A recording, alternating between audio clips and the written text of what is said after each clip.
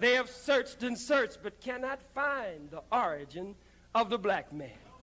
Does Queen T being mitochondrial K mean that she was white or Middle Eastern? Absolutely not.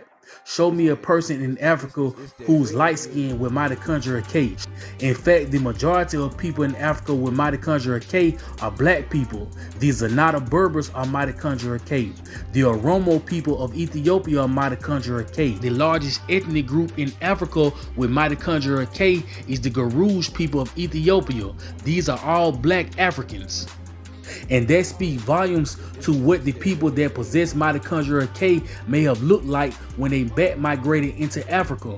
According to archaeological data, we find that the time of mitochondrial K back to Africa migration was possibly 10 to 7,000 years ago. And that's if it back migrated into Africa in the first place, because a lot of haplogroups that they claim are Eurasian in origin may have originated in Africa. Like mtDNA-N that was said to be Eurasian in origin until recently basal N was discovered in Africa. But one thing we can infer about bat migrations 10 to 7,000 years ago is that one, they were out of Africa to begin with, so they resembled Africans. Two, they didn't have the SLC24A5 gene that gives you lighter skin, and they didn't have the lactose persistent gene that white Middle Easterns brought into North Africa 3,000 years ago. Also, mtDNA-K parents are mtDNA-U, and is still in Africa among black people. mtDNA-U parents is RO, and is still found among black people. Chadic women are mtDNA-RO. All the root levels of mtDNA-K are still in Africa among black people, which is why the consensus cannot come to an agreement that mtDNA-K really rises in Eurasia, because it may have came from Africa. Then there's Queen T's mother Thuya, whose STR markers cluster with sub-Saharan Africans, so there should be no doubt that Queen T was black. But according to Eurocentrics, Queen T had good hair, so she couldn't have been black.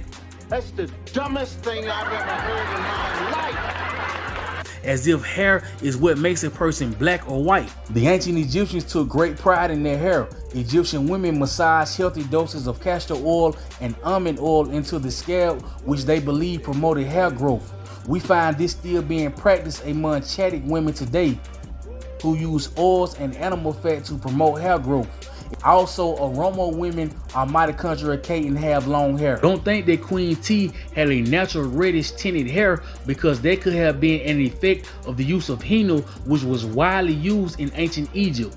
Now, if you would like to continue with the theory that Queen T was a natural ginger, therefore she was white or Middle Eastern, that's cool, except for the fact that Queen T had a cranial profile of Mesolithic Nubians, and white and Middle Eastern women do not.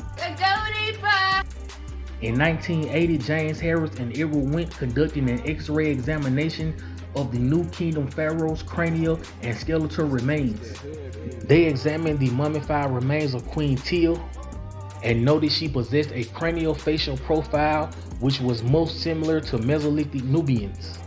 If you are postulating that Queen T is Middle Eastern due to her beautiful long hair, then the only person you are postulating is yourself.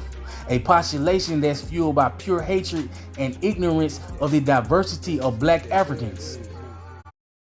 No disrespect, you're an Arab. You came in after an ancient civilization had already fallen a couple of times.